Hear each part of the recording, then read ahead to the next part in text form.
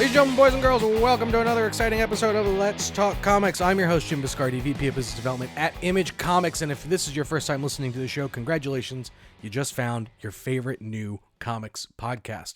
Let's Talk Comics is a show where we talk to your favorite creators in the business. We go one-on-one with them about how they got into comics, why they got into comics, what they're still doing in comics, and what they've got coming next in comics. Today, I'm joined by a voice that's brand new to the world of comics, and she's already making a hell of an impression. Maytal Zchut wrote the breakout Ghost Machine one-shot Devour, and she's back with another limited series taking place in the world of Hyde Street called Sisterhood. It's a haunting, heartfelt miniseries that kind of dives into grief and friendship, and as always, has a supernatural kick that always feels a little bit all too real. She's someone who started in the world of TV, and so we're going to talk about her jump into comics, how she met Jeff Johns, how she got into Ghost Machine, and some of the tips and tricks she's kind of learned along the way. Learning the ropes for something like this is no easy feat, and she's been able to do it while also telling some pretty intense personal stories, and also how she's been able to take her, kind of creative workflow and apply it to comics, including, what it's like, where will be her second project with artist Layla Lees. And the jump from the first one to the second one is nuts. Her words, not mine. Like it really is. You can see how comfortable she has become in just working with an artist for the second time and kind of coming into her own. And it's a really cool story to hear. So we get some business out of the way, and then we will jump right into it. As always, please leave a review, 5-star review on iTunes. If I read it on the air, we'll send you a sticker. And you can leave comments on Spotify. If you're listening on Spotify, you can leave a review on Spotify as well. I think they've got like a starred review thing or whatever. And then just, go tell your friends. Okay. All right. Well, just jump right into it. If you're ready, I'm ready. Let's talk comics. Maytal, welcome. Thank you. Thank you so much for having me. I'm really excited to be here. It's been really fun watching you kind of step into the comics space, because I know it's a new-ish experience for you, and you just kind of stepped in and are just freaking killing it, which is kind of awesome. For you, Thank you for saying that. That's very kind of you. but I mean, so we're gonna get into your work history and a little bit, but comics for you is new, and so I have to imagine at some point it was crazy intimidating.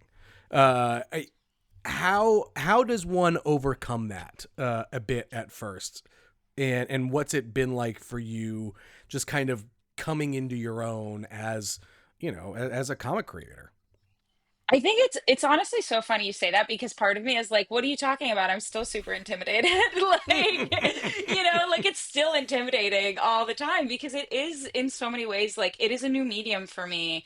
And how I overcame it, I guess, is I just kind of like kept going and I pushed through, and I have that experience of like writing. So it wasn't the writing that was new to me, but there's so much about comics that is different from TV and different from anything I've really done before. And so it was kind of like I had to learn a new medium of storytelling. And that's a really exciting thing. So I kind of turned that intimidation into excitement, because I was like, Okay. okay, this is awesome. I get to basically learn a completely new medium that I could later apply into to TV and to film and to whatever else I want to apply it to.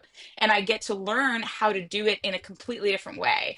And I think, that is what has helped me, because I want so badly to learn. I'm kind of a believer that you're always learning, and if you stop learning, like, then that's a bad thing. You should always be learning. Right. We're all always learning about everything, about the world, about life, and about writing. For me, I'm always learning new things when it comes to writing, and switching into comics has helped me supercharge my learning. I've learned so much since Ghost Machine started, and that is for me the such a gift. So, there's no for that reason I kind of can't afford to be scared. I kind of have to push through, like, and even Right. if I feel that, like, that's for me to feel, and then I got to like sit down, do the work, like we're going to keep pushing through, and I'm going to keep learning. I would also say that I've had to kind of learn to forgive myself, because it's not always going to be perfect, but that's okay. Like, I'm going to keep learning and keep growing, and my comics are going to keep getting better and better. So, Sure. does that kind of answer your question? Yeah. No, absolutely. Okay. So let's start a little bit.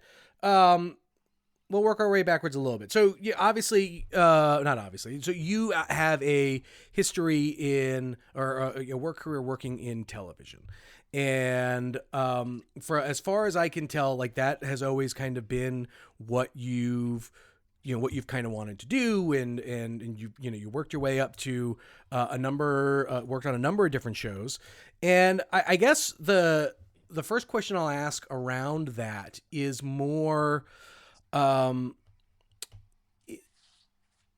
I guess, what were maybe some of the more formative shows for you that, when introduced to like that kind of storytelling, made you be like, I could do this. I would like to do this.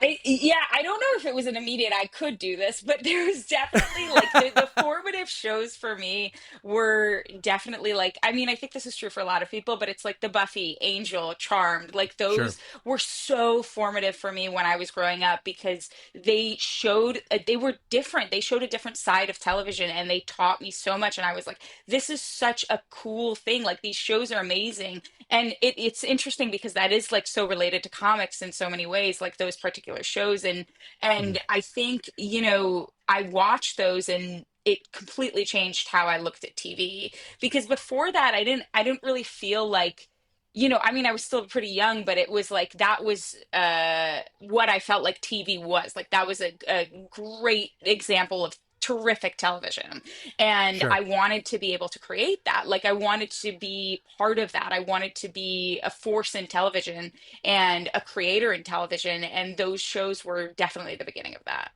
Nice. So it's interesting too, right? Because that television, as opposed to writing for film or whatever, is inherently serialized, right?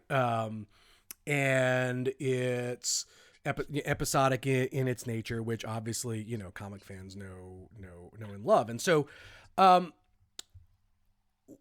for you, working up into getting to shows, and getting into writers' rooms, what were maybe some of the things that you feel you had to learn that made you a better writer, that you felt then got you into the different shows and stuff that you've worked on?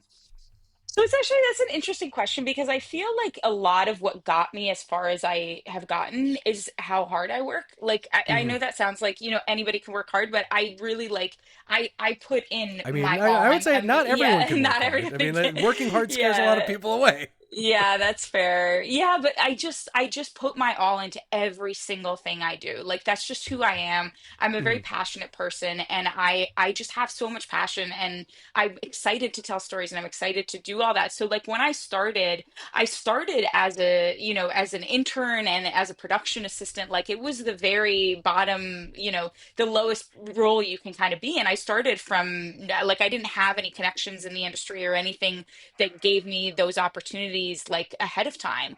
And Mm-hmm. so I basically worked my way up. And so, to get to those writers' rooms, to get to these opportunities where I was able to be around writers in the first place, like, that took a long time, and it took a lot of work. And I would say that what I've kind of learned from those experiences, I think so much. I've worked with so many different groups of people, and you take something from every single experience you have. Like every writer's room is completely different. So whether, you're starting out in a writer's room and you're the production assistant and you're just like getting meals for people, like there's still something to learn there, right? Like, or you're a writer's assistant and you're taking notes in the room, like you're learning something totally different. And Right. you're experiencing the room, and you have to really pick up on things, which I think I was pretty good at, which is how I kind of got as far as I got, is because I was very attentive to like how the room operated, to like when it's okay to speak, when is it appropriate to pitch something, or to go to the showrunner and say, hey, this is something that we should do or change or whatever, like if that's my role, obviously not if it's not my role, but Sure. like, knowing when it's okay to do these things. And I don't know that that necessarily, like, all of it was learning about writing. Some of it was just learning about how to operate in these spaces. Hmm. And that helped me get to where I am. But in terms of what I learned that informed my writing was very much like, getting opportunities where I could write a little scene here and there, and then hearing pitches from the room, hearing how people pitched in the room, and then taking from that and just like picking up, being a sponge, basically being a Right. sponge and taking every single thing that I heard and trying to apply it to my own writing, and then showing people my writing and getting feedback on my writing. Like that was how I learned how to write in the first place. I'd love if you could maybe just take a quick second to demystify what a writer's room is, because I feel like there's a lot of folks who like hear the term writer's room and everyone just assumes it's a bunch of writers in a room, coming up with story. And I'm sure maybe at its I mean, most basic that kind of level, is a good, yeah. that's that's what it is. But I think, Yeah. but like just like you said, like there, it seems like there's a lot more that happens, and it almost kind of feels Games of Thronesy in a way.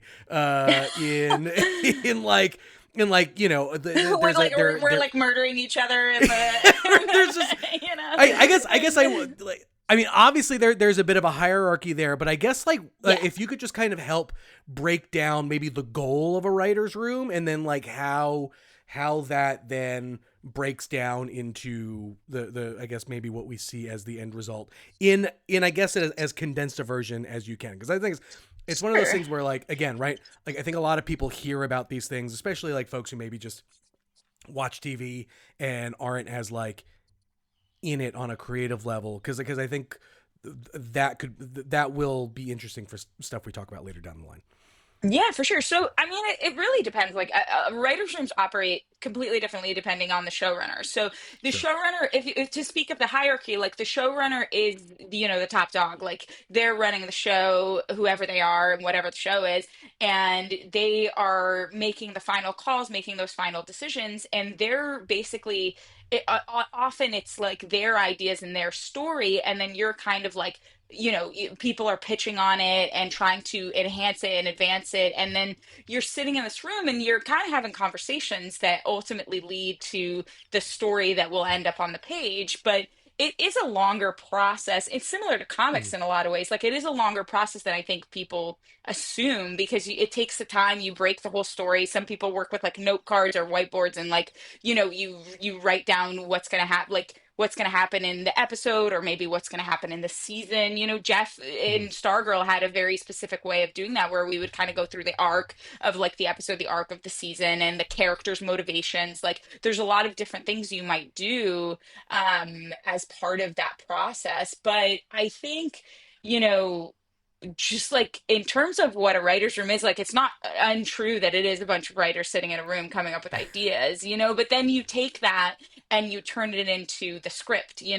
take Mm. that, and then you have like a writer's assistant and a script coordinator and all these roles that I've filled before in the past, that help facilitate the story, and that help facilitate like the writing process for the writers, so they can go and just write, basically. Mm. So you might get a document from like the writer's assistant that has, all of what the story, all of what it was pitched in the room and what was landed on, and then they'll take it and write an outline out of it. Like, the writer will take it and write an outline out of it, but you usually leave that room having at least a pretty clear idea of what that script is going to be, like what Okay. what each scene is going to be, what the feeling is going to be of the scene, and stuff like that. And then you take it and you go and you write it, which is, I think, very different from at least my experience in comics, where it's more, I'm like sitting by myself thinking about like what the ideas I might do, and then I might pitch it, and then like, we'll talk about it, and like I'll talk about it with the team and stuff.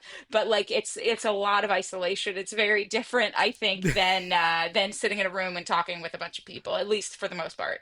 Sure, sure. But I think so, and it was funny because we were talking a little bit beforehand, um, but I definitely want to pull on the thread of really that biggest difference for you, where like comics is what you're doing at Ghost Machine is not entirely solitary, because like you're working with a group of folks who are all kind of in the same boat together trying to do some stuff, and Absolutely. then especially for the stuff that you're doing, or you have been doing so far at least, right, with these Hyde Street kind of one shots taking place in the world that Jeff and Ivan are doing in their Hmm. main book. um so you mentioned that you met Jeff obviously doing Stargirl, Yes. and Jeff says, "Hey, I've got this thing I'm going to be doing over here in Comics Land. You should come join me." Is that basically how it goes I, down, I feel or like that also, like, kind of, but like also that makes it sound so easy. Like, you know what I mean? Like, it makes it sound like, oh, I just woke up one day and I got a call from no? Jeff Johns, and he was like, hey, want to come do some comics? Like, it was a lot. Like, there was a lot more that went into that, between like our relationship on Stargirl and where we kind Right. of ended up, and then yes, it was basically in so many ways, yeah, it was like, do you want to learn to write comics? And then it became, we're doing this thing, Sure. so that was So kind let of me the ask then. conversation. Yeah. So for you then, what do you think was it during your time on Stargirl that that really maybe stood out as something for then Jeff to then go and say, "Hey, why don't you give this a shot?" Because obviously, like Yeah, there has to be a level of trust there, right? And absolutely. obviously it's a testament to the work that you've done. But for you, like, was there, as your work on the show, was there a moment where you're like, oh, okay, this is really starting to click for me? Well, I think you would have to ask Jeff specifically, like, if he wanted an Mhm. answer for, like, I can only assume why I think I ended up here, but like, Sure. I think I think we would probably say similar things, but like, This I is think, time for you to brag yeah, about this is yourself. time for You me. Yeah, let's exactly. just go You don't ahead. want me to call Jeff and You have can him say brag I about was me. great. Yeah, I need you to brag about yourself right now. Yeah. So I mean, okay. So I think, it's interesting because I think it was a combination of things. Like, I do Mhm. think it was my work ethic first and foremost, but it Yep. was also my writing, and it was also, the trust that we built over the course of the show, and it was the relationship that we developed because of that trust. It's Sure. hard, I think, for a showrunner, when you need to like rely on the room, and you need to rely on the people who are working in that room to help you create the show, and especially Stargirl, which is Jeff's baby. Like, this Right. was such an important show to him that he was so passionate about, and I think I did my best to meet him on that level, to be passionate about it, to put my all into something that he was putting his all into, because he was doing it. So for me, it was an obvious thing. Like, if the showrunner is giving their full effort, then I want to be doing the same. And I think that was a huge part of it. But also, when I did write on the show, he was very happy, at least to my knowledge, again, but like, yeah, he was very happy with my work and with the writing, and I think he felt like, okay, I can see that Maytal can obviously do this, and I can trust her to do this. And I think he also, honestly, he saw the potential, like, because Sure. it is a lot about potential, because he sat in front of me and said, like, do you want me, I will not, like, he said, like, I will teach you how to write comics, like, is that something you're interested in doing, and of course I'm going Yeah. to say yes, like, that's a no-brainer for me. But like, for someone to believe in me that much, like, that made me believe in myself too, because I'm like, you believe that I can learn this whole thing, Yeah. that is a completely different medium than what I'm used to, but that just shows how much he believes in me, and I Hmm. think that's a huge vote of confidence for me. And so, yeah, I think there were a lot of things that led to me ending up on Ghost Machine, but and work ethic being maybe a big part of it, but also Sure. trust being another big part of it. Yeah. Do you feel that you have um I guess like what are some things that you feel you do well, right? Like as a writer, whether it is, whether it's characters Hmm. or whatever. I mean, like clearly there's got to be something that you feel is your strong suit, or something that or something that you enjoy Yeah. doing so much as far as telling stories that now you get to flexible about it. And so like what are some of those things for you that you think?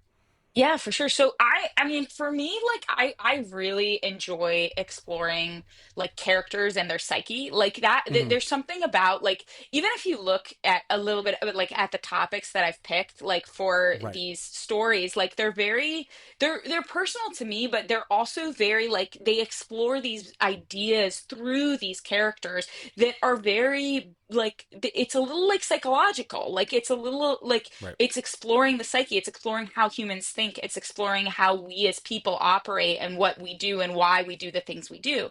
And that for me is just so fascinating. Like it's I'm talking like I'm an alien. Like humans are very fascinating to me. Like it's like but they like it is. I like people are hugely fascinating to me and how we function and why we do the things we do and why we feel the way we feel and what made us the way we are. And I think you can explore all of that in writing with like adding a little twist. Like, and that's, I Right. think, honestly, what I do think I do well. Like, I take something that seems pretty base level, like standard, like you could turn it into a drama or something. And then I like give it that little twist. Like, how can we make this a little more interesting? Like, how can we make this a little mystical or sci fi or whatever it may be? Like, those are the kinds of things that I often think about in my writing, and I've done it before, and that's those are my favorite things to do is like take Mm-hmm. a kind of something that seems almost simple on the surface, but then make it like give it that additional like little push into something Right. that's different. Mm-hmm. And I do think that I've done that in both Devour and Sisterhood. And I do think I enjoy that. I mean, I enjoy the whole writing process. Obviously, there are things that are more difficult and there are days that are harder than others. But I Right. love, the second I sat down to write Devour, I was like, so I was having the time of my life. Like I Yeah. really was. And it was like I kind of think that Ghost Machine for me is like the dream I didn't know I could have, if that Mm-hmm. makes sense. Like I didn't even Yeah. know it was an option for me, especially for like like someone like me, like it's like, a woman who's like working in TV, and then you can kind of you're just writing and you're maybe freelancing, and then you could be part of like a company where everybody cares and everybody's passionate and everybody wants to do what you do, and you get to write your own stories. Like it's a dream. It's a dream. Right. And you get to come up with your own ideas, and that's like I just did not think that that was even an option. So it wasn't something I was necessarily seeking out because I didn't know that That it it could existed. be a thing, and Yeah. yeah, that it existed exactly.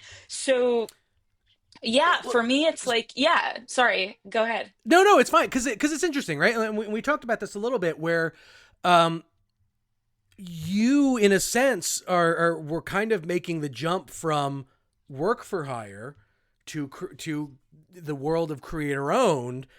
Yep. While also jumping industries at the same time, right? Because your work on television, those are not your characters. Those are characters that someone Exactly. else had come up with. Those are characters that you have to kind of stay within the boundaries for. I mean, you can mold them a little bit and maybe add on here or there, but at the end of the day, they're not yours. And then you're moving to a world where you get to do whatever you want. And so I guess, in making that jump, I mean, obviously being able to kind of do whatever you want has this freeing kind of nature to it.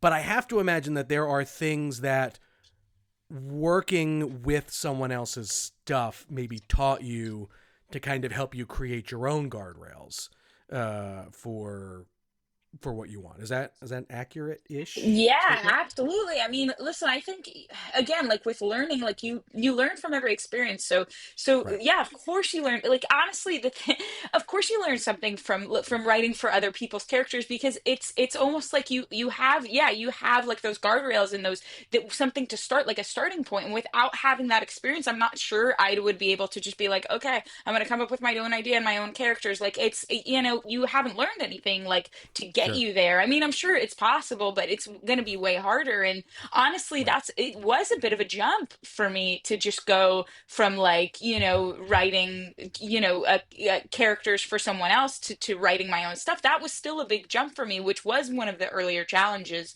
with switching over to comics. But I do feel like it's like, I'm learning by doing, and that's also really important. So yes, Mhm. it was extremely valuable to learn and watch people do who have characters and watch how they did it and then learn to do it myself, like write for those characters. And but this is also a huge learning experience as well to do it for Right. my own characters. How does the creative process change, if at all, for you in kind of making the jump, but also like because with the Hyde Street stuff that you're doing, like there is like you're creating in a world per se, right? So like Hmm. the your Hyde Street, but the characters that you're able to come up with, that you're coming up with, and the stories that you're giving them, are yours. And so I guess what kind of maybe extra work has to go into almost the starting from scratch portion of it versus the some of the stuff that you were doing beforehand? I mean, a lot because you're literally like, hey, let me come up with an idea that doesn't exist, and it has to be unique, and it has to like, and then let me come up with these characters that don't have any basis yet, like they're just straight from my head, like and obviously, like I don't want to, I want to point out that like there is a collaboration in like my my team, like with Layla Yeah. and Alex and Brian Cunningham, our editor too, and like there's always feedback and always like information and stuff like that. But yeah, it's way harder because I'm like, hey, let me just pull this straight from my brain. And so, yeah, there are days where like I find it difficult because I'm like, okay, what's this character? Like, I don't get them right now. And Mhm. then I have to like go back to the drawing board and be like, okay, like, let me think about this. Like, how am I going to break this, make sure that I understand them within the context of the story and all this stuff. So, yeah, I have the framework of like Hyde Street so I know where the stories are kind of going or like what type of story I'm doing. But in general, it's like yeah, I have to come up from with everything just from nothing basically. I love that.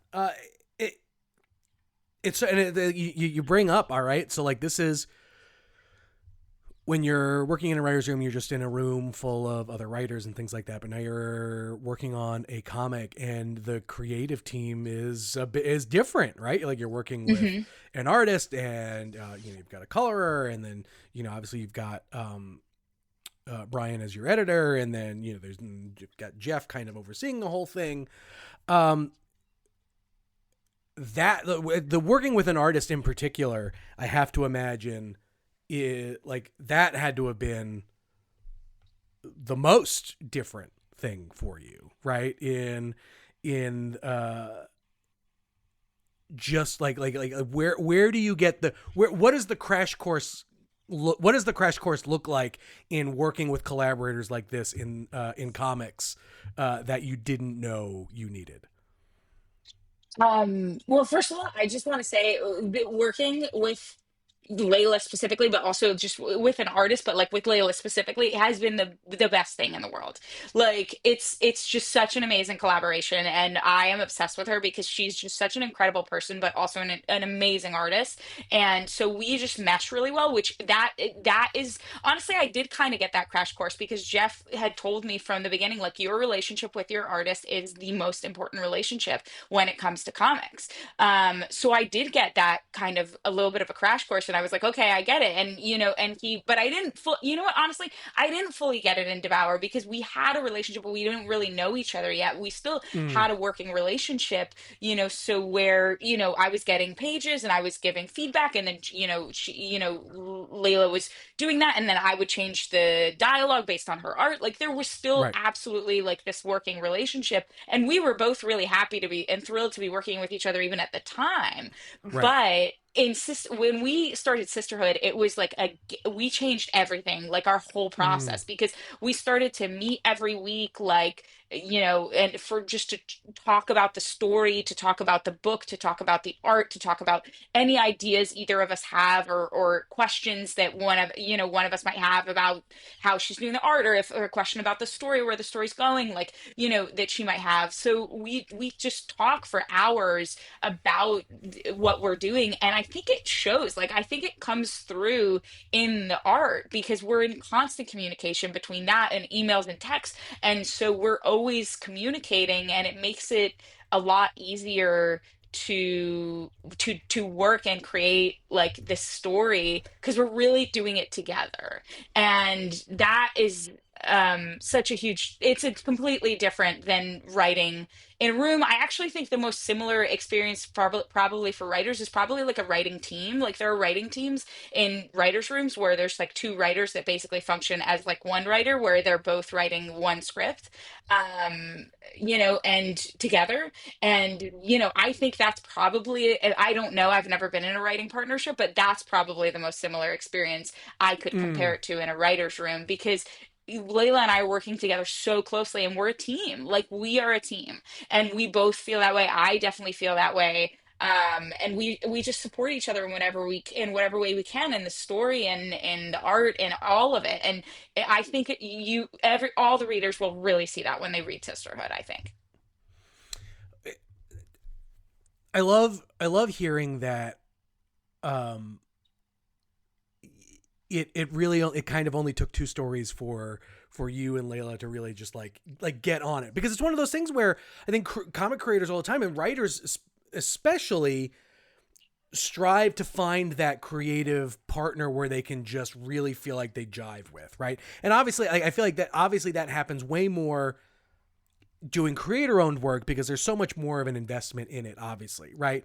But there's but like for you it feels like those growing pains, uh kind of just got, a little bit, you had them a little bit, and then that's it. Then you guys were kind of in sync. um but I guess for you though, uh that comes as part of the learning process. And I guess what I'd love to hear a little bit more about is maybe for you, what are some of the things that for you became a little bit easier, knowing that you and Layla could be more collaborative in that way, right? So like uh, does not having to worry about maybe necessarily the pacing of maybe Hmm. certain scenes get a little bit easier because you guys are in constant communication all the time? Or does um, expressing like character emotions and things like that, right? Like, so like what for you as a writer, knowing that you've got the partner in Layla, Hmm. feel like you have maybe a bit that load lifted off your shoulders a little bit, because it's not necessarily something you have not have to worry No, about, no, but like but that's actually, I think it's a good question, and to be honest, I don't worry about a single thing when it comes to Layla's art. I really sure. don't. Like that, it's a trust thing. I really trust her. Layla worries about Layla's art more than I worry about Layla's art, significantly. Like, like I'm like, Layla, it all looks fantastic, because I'm always happy with the art. And the thing is, it's not always exactly what I envisioned, but that's okay because it's better, because she knows what she's doing, obviously. And she's her art is so imaginative and creative, and just it doesn't matter if it's not my exact vision. It's our vision, you know. So she takes it and she brings it to the next level. And I am never worried. Like, and I know that if there's something in the script that she doesn't understand or that didn't make sense, she'll just ask me and we'll communicate about it. So that also worries me less. I'm like, okay, if I made a little thing that wasn't a clear in the story, like we'll just talk about it eventually, and then that'll clear that up. So that helps, as a writer, ease some of that off, like that fear from like, oh, if I didn't put it in the script, you should always put it in the script first of all, but like if I didn't write it exactly the way that was like the perfect wording, will it still look, you know, the way I want to? And like it does, because we're communicating. So like you know, if she's feeling like I heard what you said in the scene, I had a question about it, she'll ask me, and then we can talk about it, and she might have an idea that's different from mine, and then she'll pitch that, and then we'll be like, okay, great, like, and we'll move from there. So to answer your question, like it eases a lot for me that we're in constant communication, because it's not just like, okay, what's the page going to look like? Even though when that was the case, like it was still great. Like the pages were still nothing to worry about, obviously, because they were awesome. Like if you read Devour, it looks fantastic. Like, Mhm. so yeah, I'm when it comes to Layla, I am fully confident that everything that she does is going to be amazing. That's awesome. You've mentioned a few times how uh welcome is the probably the wrong word here, but just how you feel so comfortable working within the group that is Ghost Machine. And I have to imagine, you know, Absolutely. like there's a bunch of support and stuff that you've received there. Uh, Yes, what and so I'd love to let's talk about that a little bit, in that because even that, right, like that's a unique ish kind of experience totally. for someone where uh you know the idea of Ghost Machine in and of itself is a fascinating one to begin with, Hmm. but for you, you know, obviously you've got your core creative team and what you're doing with, you know, Layla and Alex and Hmm. Brian on the books Yeah. that you're actively working on, but you guys do creative summits every once in a, you know, every once in a while and things like that. And so like what's it like being in those situations for you, and how does that kind of fuel the creative fire for you?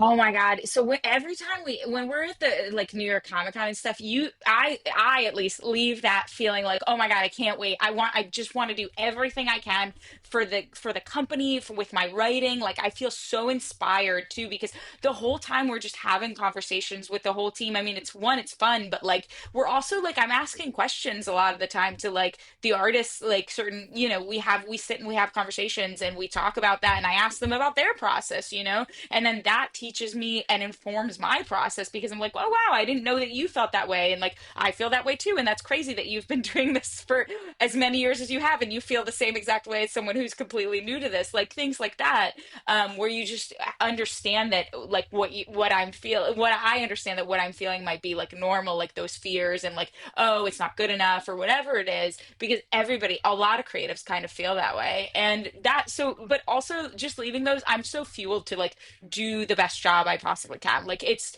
inspiring because you're with a team full of people that care just as much as you do. So you're like, okay, there is no way I'm letting anybody down on this team. And yeah, they are a support system. Like every single one of them, every single person on our team has been so supportive of me. There's not a single person that I don't adore on our team. And it's awesome to have all these people at my back, because I know they have all this experience, and I know I can pick up the phone and call any one of them, and that they, and sometimes I do, you know, like sometimes I shoot them a Right. text, shoot someone a text, or like ask for advice, or, you know, because I know they're there for me, and we all care about the company, and those summits just strengthen that relationship. Mm. What's maybe something that you really kind of took away and took to heart that you then applied to either Devour or Sisterhood? From the summits specifically, Yeah, yeah, yeah. or okay, from the summits, yeah, Or the summits, or yeah. just kind of being in the Ghost Machine environment. Either one's fine because I think they're both kind of the or have a similar output, I guess. Yeah, like what, like are you asking like is it something, is there something that someone said to me or that I took like to heart when I went into Devour and Sisterhood? Yeah, that. I mean, I don't even know where to start, honestly, because there's so much that I took to heart. Because first of all, I have to like Jeff is the greatest mentor to me, and so Jeff is always giving me advice and tips and things that I can do to improve my writing. And he's reassures me that like my process is a normal part of the process, because sometimes I can be very hard on myself because I'm like, why didn't I get this right on the first try? But that's just not how it works. And it's the final product that matters more. And, Mm-hmm. I learned from, like Yvonne told me that he always like feels like, he tells himself like there's always another day. Every day he finishes a page. Like he's like, well, there's always another day. There's always tomorrow. And so that I kind of took to heart because I'm like, okay, if I'm not happy with it today, I can do it tomorrow. Although he did say that he does it every day. So he's never like, you're never satisfied. And that's just part of being a creative. So I took that to heart. I mean, like I could literally speak to every person on the team and advice they've given me and something they've said. And I've taken every single piece of it with me to Mm-hmm. Sisterhood and to Devour, because I think it's so important to do that, because that's part of the learning process. Mm-hmm. Love it. All right, so let's talk about Devour for a bit first, and we'll get to Sisterhood. So Devour is your first time really jumping into the comic space. For those who maybe haven't picked it up yet, why don't you give us the elevator pitch, and then we'll get nitty gritty about Go it. from there. Yeah. Yeah. Yeah. So Devour is a story about a woman who is getting ready for her wedding, and her mom and her grandma are putting tons of pressure on her to lose weight. And they are both super, super, super skinny in a very unhealthy way. And at some point in the story, you meet a character named Miss Goodbody on Hyde Street who is selling this product called Devour, and it promises to make you thin, and all you need is one. That's kind of the story, I think, in a short, no spoiler kind of way. There you go. Had like that. I remember like when like the first solicit and stuff came in for it is so frighteningly real hmm that makes right like that I'm like, like yeah, no, it was. It was very real for me too. I was like, oh my gosh, right this a lot. Yeah, with just how you right like with just like the with just stuff going on in pop culture now and all of Mhm. that how do you then take that idea and which like has the horror vibes written all over it, but make it a single story that is both relatable and personal for you, but also makes it so relatable and personable for someone reading it, because that like it's a when you say the pitch out loud, it's like, oh yeah, like I like whoa, okay, but now you got to build a story around it. And so like what were some of the um first parts of you kind of really just putting that together, and Mhm. I'm gonna go from there. Yeah, so I would say the first thing I started with was like thinking about the personal aspect, like the what is a story that is very personal to me. And I wasn't I wanted to start from there because I felt like if it's so personal to me, there's no way I'm the only one that's experiencing this, especially with something like this. There's no way I'm the only one who feels this way. And so I really just started with like, what does this mean to me? Like, what have I experienced in my life? And it was at a time for me that I was actually going through a lot of difficulty with like diet culture, and Mm-hmm. I was kind of like coming out of being a like a yo-yo dieter, and I was like, I don't don't want to do this anymore. And it kind of thought about, like, I started to think, like, where did all of this come from for me? And how did I get this way? Like, how did it, Mm-hmm. how do I unlearn this? And so I channeled all that into the story. And I think that is why it's so personal to people, because I was literally experiencing it while I was writing it. Like, all of the things that I wrote was like as I was thinking about it in my own personal life and trying to deal with all of this, I was writing the story. And I don't think it's interesting because I don't want to spoil it, but like there is an Sure. element to which, like, the story, it's not a complete, like, it's not like a, you don't like have a bow on it. It's not like a great, like, my Right. story isn't necessarily complete, and so it's an interesting thing. I think it's more of a commentary in a lot of ways on, like, on diet culture and societal, like, expectations of Mm-hmm. people in general. And I just think it's so real. It was like, it once I figured it out, once I figured it out, the idea, I was like, oh, this was right there. Like, I Mm-hmm. get it. Like, and then once I pitched it to Layla too, and she was telling me how much she understands and relates, I was like, oh, like, this is something that people will relate to. Like, that was the first moment that I realized that, like, other people do and, like, not that I didn't know that other people experience it, but, like, Sure. I was like, oh, this story itself is relatable. Right. So that was kind of the start to, like, how I went through that process. Right. Well, so then it comes out, right? And it gets a bunch of great reviews. It goes back to press, right? Like, for you, what did that feel like? Because, like, here it Oh, is. This is wow. your first one, and it's Yeah. out there. And so like, is that, does that, I mean, do you get obviously you feel a little bit more relaxed because, like, oh shit, okay, people like this. Yeah. But also too, right? Like I'd love to hear more, because, like I said, it's so everyone remembers their first, right? But, like, it's one of those instances where, for you, your background is a little bit different. And so Mhm. seeing, right, we're like, a script that you write for television, and you see it, and you get to watch it, and people are kind of acting it out. That has to me, I guess, has to feel different than holding the story in your hands and, like, this is mine.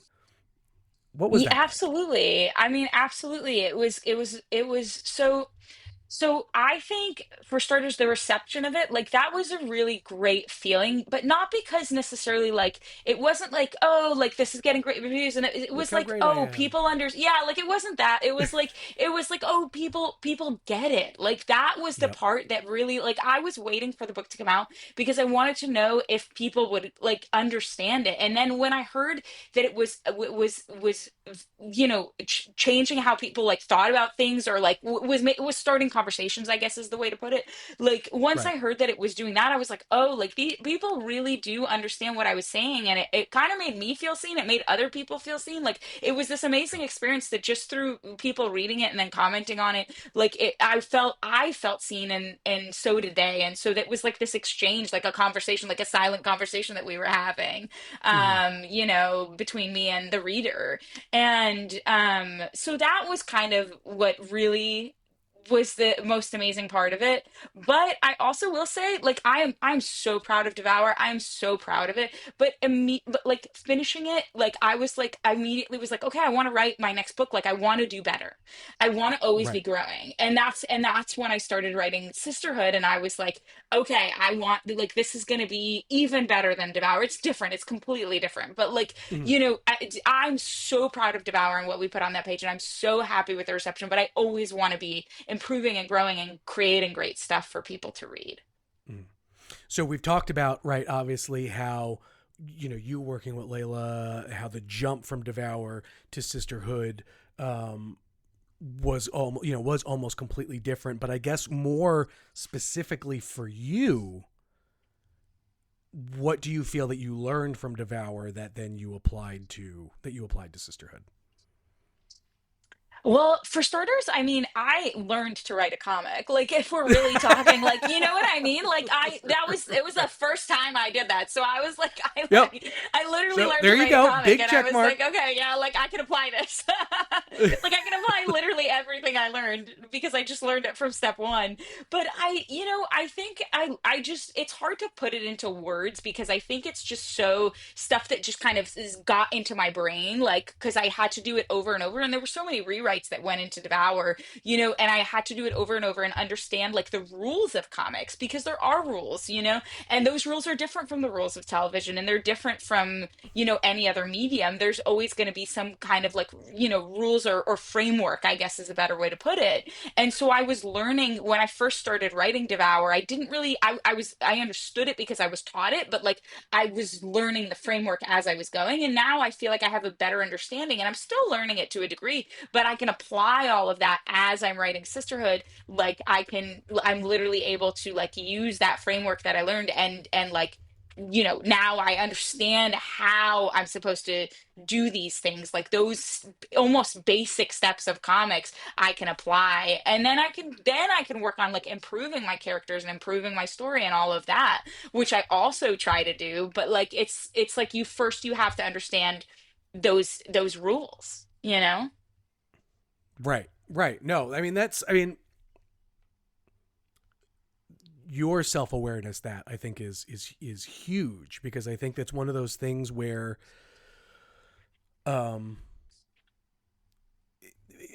I'm coaching my daughter's 10 softball. It's our first year doing kid pitch, and one of the biggest things that we tell them is that, like, if you practice the fundamentals wrong, you will, like, that is what you will learn. Like, you will learn, like, if you're Yeah, swinging the that bat makes wrong or sense. whatever, right? Yeah.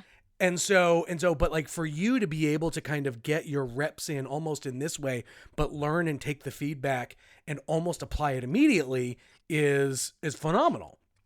I kind of So have to, like I kind of, I know right. that sounds crazy, but like I kind of have no choice because I'm in it.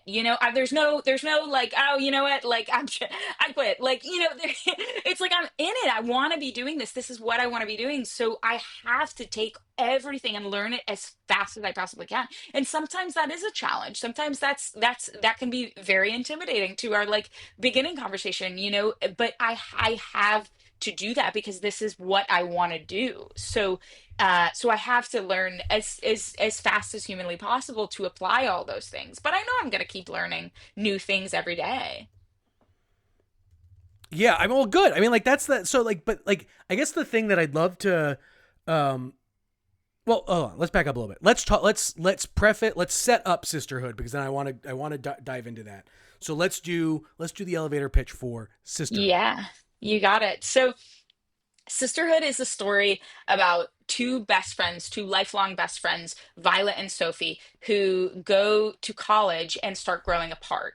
And one of them, Violet, dies in a hazing accident, and Sophie ends up on Hyde Street where she meets the psychic Sisterhood, and she wants her friend back, but on Hyde Street, there's always a twist. Okay. All right. So for you then,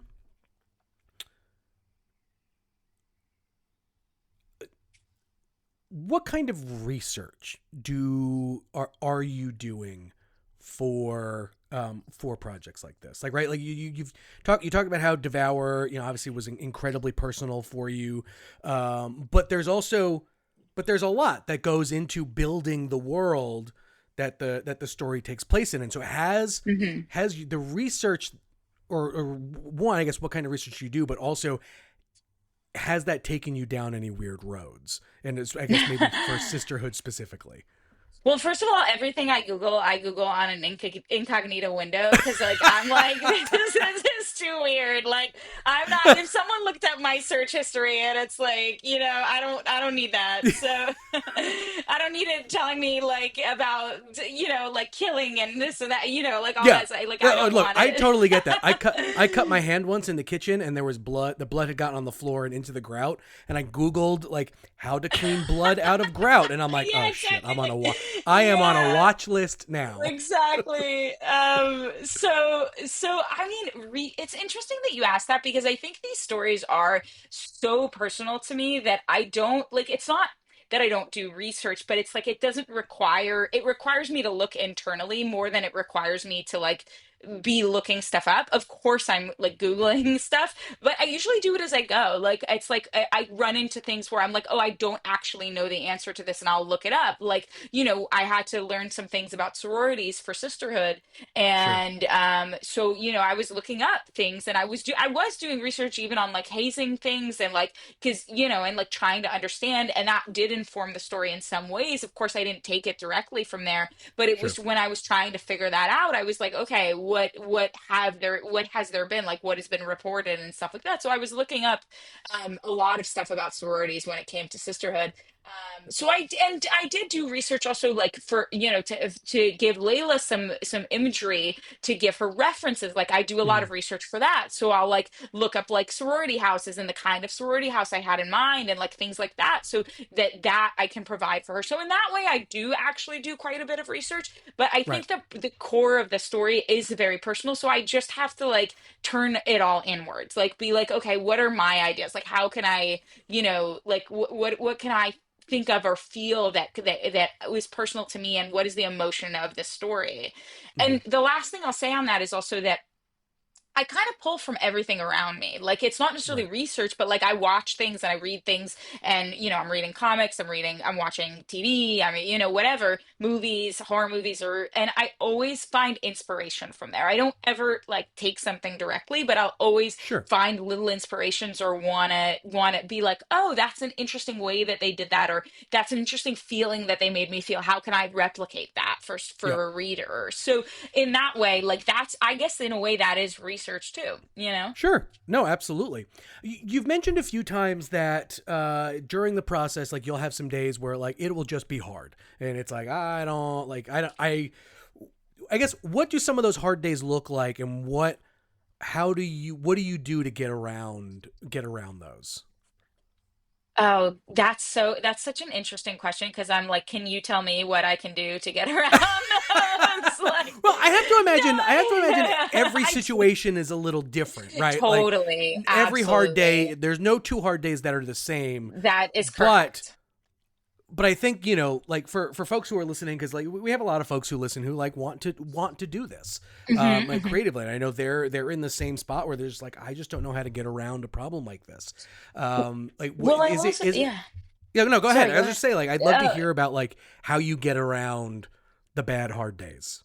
I will say, like, for people that are interested in writing, like the thing you got to do, and I even struggle with this sometimes, but it's like to sit down and write, like like because we all, when we're Yeah, having a tough day with writing, you're like your instinct is to like procrastinate or to look away or do something else, and like the answer sometimes is to just like power through. And if the scene's not perfect, because it's never going to be perfect, you just have to work through it, and then you can always go back and Jeff likes to say like sharpen. You can go back and you can sharpen the dialogue and you can sharpen, the imagery and everything. And you can go back and do all that. So just getting something on the page is always what I kind of first tell myself.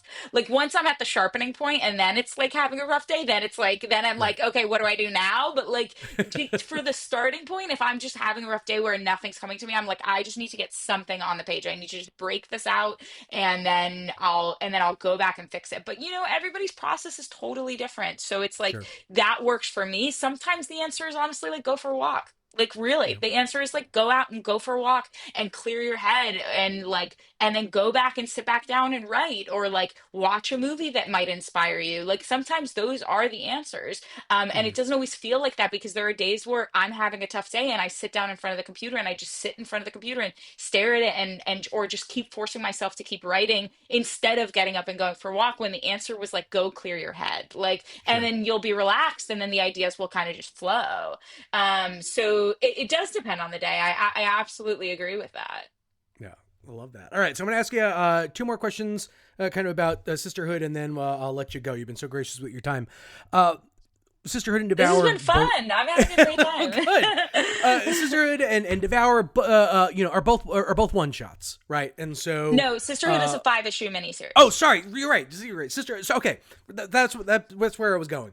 Um, Devour is a one shot. Sisterhood is not. How? Yes. What is the? uh how different is that then for you to like one have a longer story and have more room to tell the story, but also be able to in each issue give folks what something that feels complete, right? This is where I feel like your television Mm-hmm. writing really kind of comes in to play because you've been in an environment that is so episodic. Um and so I'd love to hear more about your process in planning those beats and cliffhangers and things like that, while also telling the story at large. So the two like it was completely different in some ways, like because in Devour I really did have to just tell it, not just, but like I had to tell a start to finish story, you know. Right. So it's like you have it's all there, and then in this with this I kind of with Sisterhood I had to really think about, how can I break this, like what is the story of each book. And that was different, and honestly it was still challenging even with my background in TV. It was still a big challenge to kind of think about, what's the cliffhanger, like how do we Right. make this an interesting cliffhanger. And how, when I was writing like book 4 for example, I struggled with it because I was like, what, I need to make this specific book really interesting. And that is not like it's I can't just get to 5. I really wanted to like get to 5 because I was excited about 5, and then I was like, no, I have to like focus on book 4 and make 4 a great book, and I'm really proud of that book now, and so it's really um it can be still challenging even for me to think about like what those cliffhangers are. But it's the same as any other process. It's like, you just have to think of it more as like, okay, I have 22 pages, and how can I break this story out like into those 22 pages. So I might like shorten stuff or cut stuff out, or like I just don't have the space to do everything I want, and sometimes Mm-hmm. that's okay, like that's what I have to do. And then how can I, I'll kind of try to think of like, where am I going with this, like what's my ending.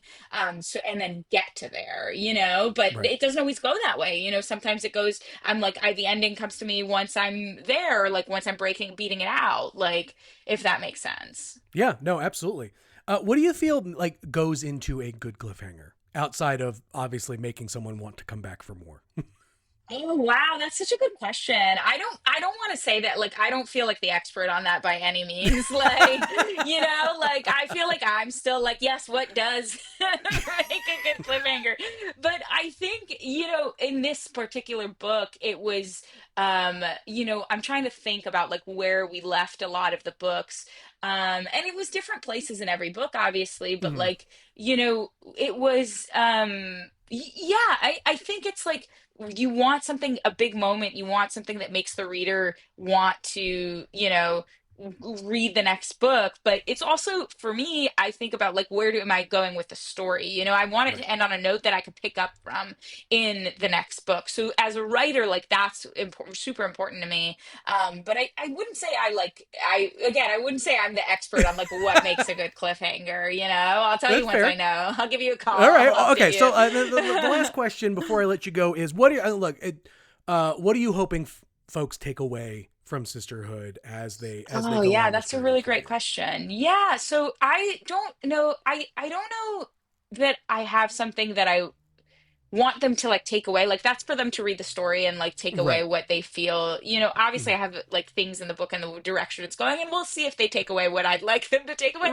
But Right. I think what's important to me about this story is that I hope that people find it's because it's a little out there from like the standpoint of like just a friend breakup, which is what I kind of like to describe it as. It's kind of Cool. like this story that talks about like friendship and betrayal, and like the heartache that comes with, the loss of friend, like the ending of a friendship. Right. And I think that that's the part that I really hope that people feel from it, is like if they have been through any kind of like friendship ending, like a long friendship ending, I want them to be able to feel like, oh, I kind of get it in this book. Mhm. Like that's the important part for me. And not Okay. just read it and be like, oh, this was super entertaining, which I also hope for. But like I want Right. them to also, if they have experienced that in the same way that people who read Devour were like, I get it because I've been through this. I hope that people who have experienced this are like, oh yeah, like I get these characters at the very least. Like I get what they're experiencing and the emotion behind it, you know, and I Right. feel seen as well, like, you know. Maytal, this has been so fun. Thank you so I've much had such a great for the time. Thank time. you for having This is me. this has been a blast. For folks listening, depending on when you're listening to this, Sisterhood is either out or it's about to come out. Either way, you should go pick up a bunch of copies, read it, and then let us know how you feel. Tag Maytal on social. Tag Ghost Machine. Tag Image. We'd love to hear what your thought. There's more to come. And yeah, like this has been, like I said, this has been a lot of fun for me, just because, like I said, what I love about doing this is that everyone's experience is so different, but in that there's always something for someone listening, as someone who's aspiring or whatever, to take away from it and hopefully apply to something that they're doing. So again, I appreciate the time, and we'll chat again soon. Absolutely. Yeah, looking forward to it.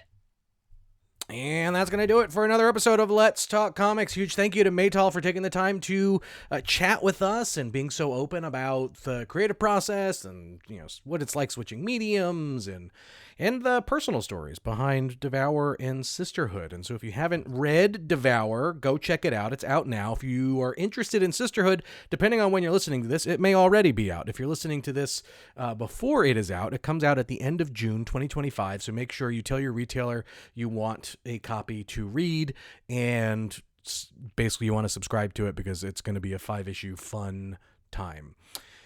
As always, if you dug the conversation, the best way to support the show is to rate and review it on Apple Podcasts and Spotify and share it around. Take a screenshot. If you're listening to this right now, take a screenshot of it. Tag Maytal, tag Ghost Machine, tag Image, tag me. We love to hear what you took away from the episode, and we will 100% share the hell out of it. More incredible creators, more behind-the-scenes insight, and more comics talk coming soon in the way that you like it, directly into your ears. So until next time, I need you to keep buying comics so we can keep talking about them. We'll catch you later.